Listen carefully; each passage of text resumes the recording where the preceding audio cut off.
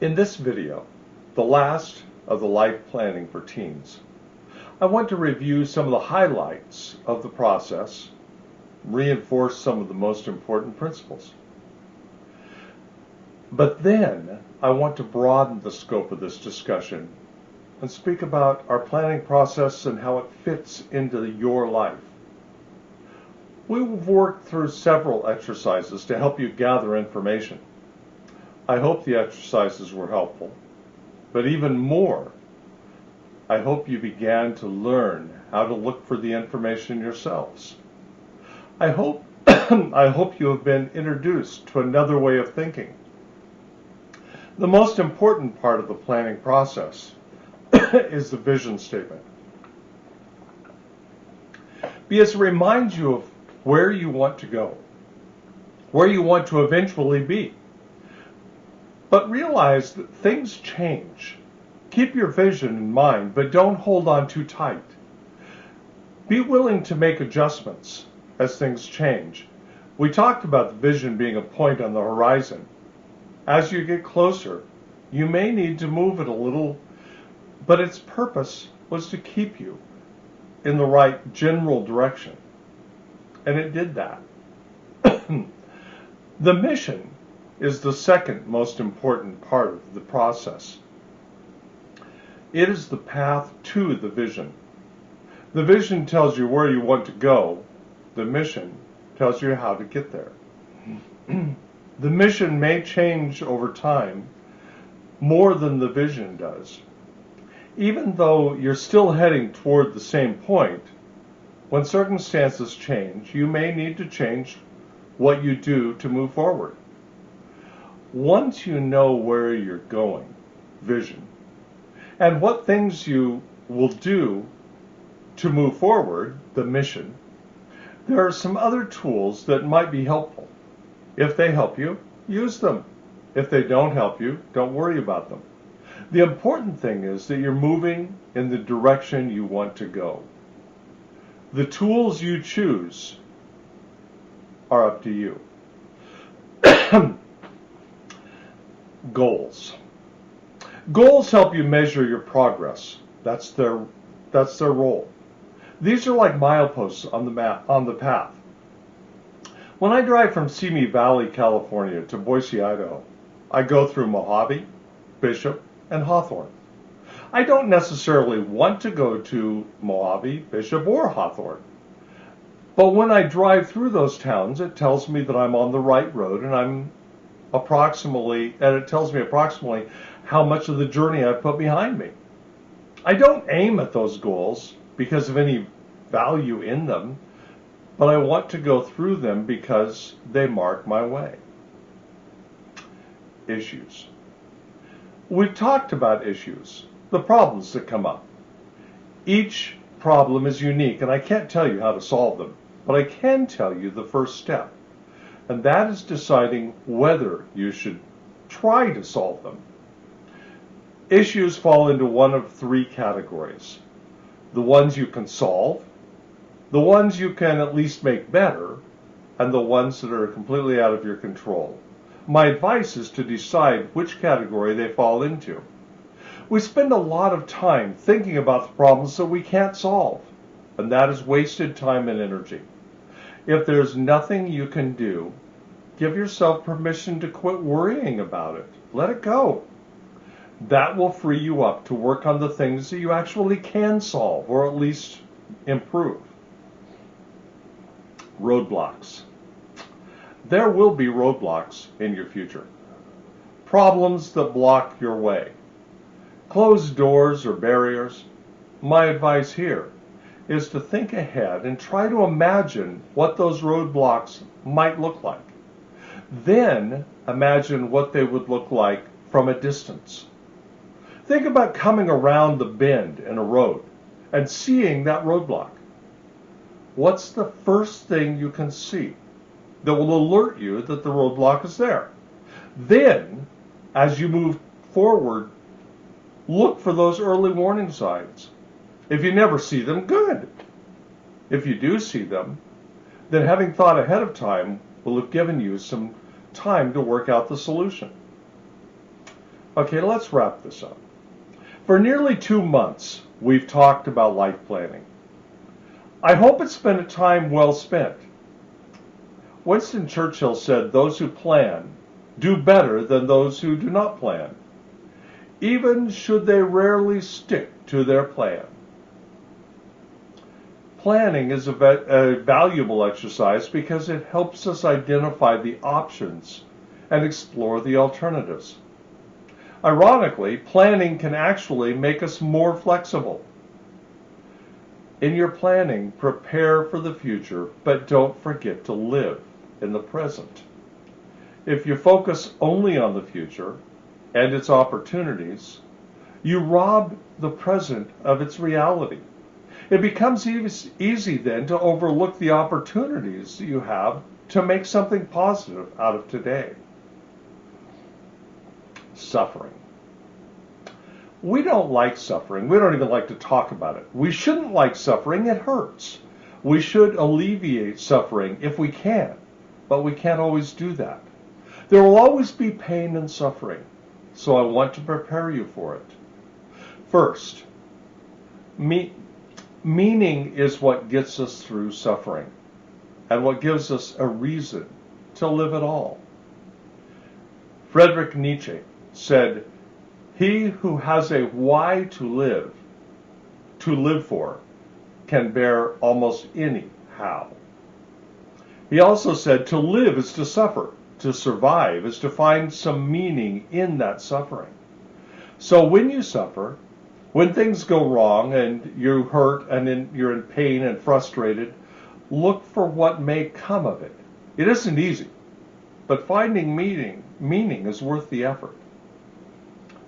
Viktor Frankl was a neurologist, a psychiatrist, an author, and a lecturer. He was also a Holocaust survivor. He survived 3 years in concentration camps during World War II. His wife, along with his father, his mother, and brother, all died in those camps. He understood suffering and the need for meaning better than most. In his book, Man's Search for Meaning, he describes 3 paths to finding meaning. The first, do something. Do some deed. Complete some work. Create something. These give meaning. The second, encounter someone. We need to love someone, not necessarily a romantic love, but one that makes you care about them. Be willing to see the best in them and want them to be all they can be. If you can see how your suffering may help someone else, you can begin to see meaning in it. The third, when you face something you cannot change, you may be a helpless victim, but you can rise above it and change yourself. Viktor Frankl said, "Everything can be taken from a man but one thing. The last of the human freedoms, to choose one's attitude in any given set of circumstances, to choose one's own way." Realize that hard times, struggles, and problems usually make us stronger rather than weaker. If architects want to strengthen a decrepit arch, they increase the weight on it. Then the parts are joined more firmly together. Try to remember that your value does not come from your accomplishments. When you fail, and sometimes we all have failures, you are no less valuable than you were before. Let's say, for example, that you find yourself without a job someday. In our society, being unemployed is equated with being useless. Being useless is equated to having a meaningless life. But you can have a very meaningful life, even when unemployed. When you need meaning, find people, especially people you can help. There's a Chinese saying that goes, if you want happiness for an hour, take a nap. If you want happiness for a day, go fishing. If you want happiness for a year, inherit a fortune. But if you want happiness for a lifetime, help someone. Okay, I've rambled long enough, but the final word I have is in the form of a song. I wrote this song after a visit to the mission at Carmel. I had seen an old violin in a glass case. It was unique, with the head of an animal, maybe a mountain lion as I remember, instead of the scroll that's traditionally at the end of the neck.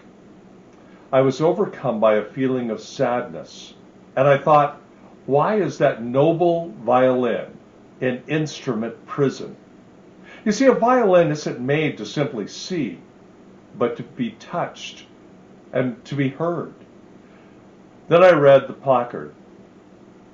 It said that Robert Louis Stevenson visited this mission in 1879 and recorded in his book, Across the Plains, the yearly return of the Carmel Indians to the ruined mission to celebrate the old pastoral feast of San Carlos and the playing of this violin by a blind Indian who was part of the choir.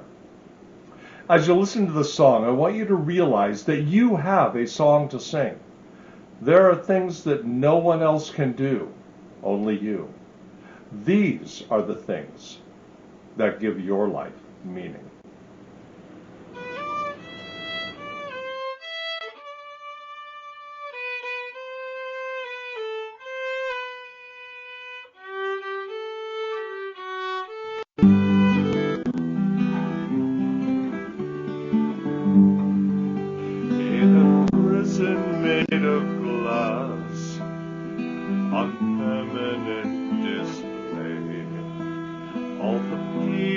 Walking past, saw the violin each day, but they couldn't hear the sound it was created to create. When the ancient wood resonate as a blind old Indian played, but the people left their cares when the music filled the air, and from this heart of wood rose such a song, but it's just a memory.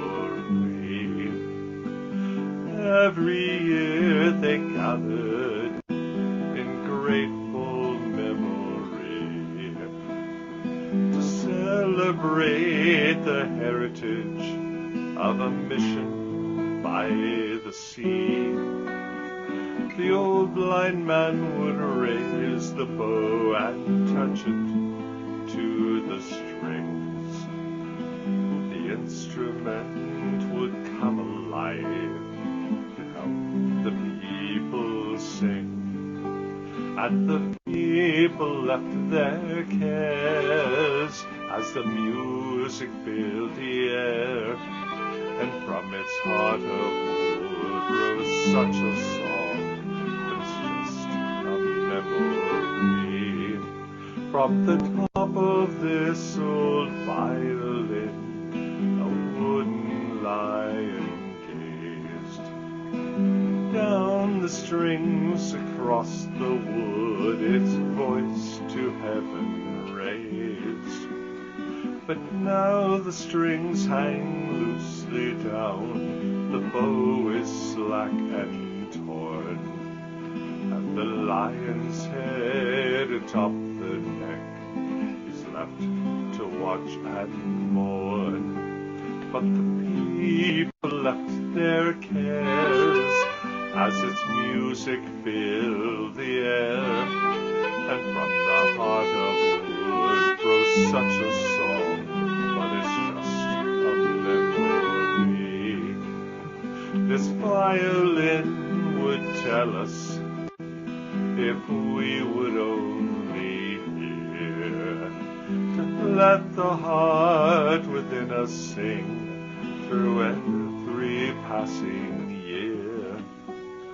But there will come a time when our strings are loosely hung, and the only music left in us is a song already sung.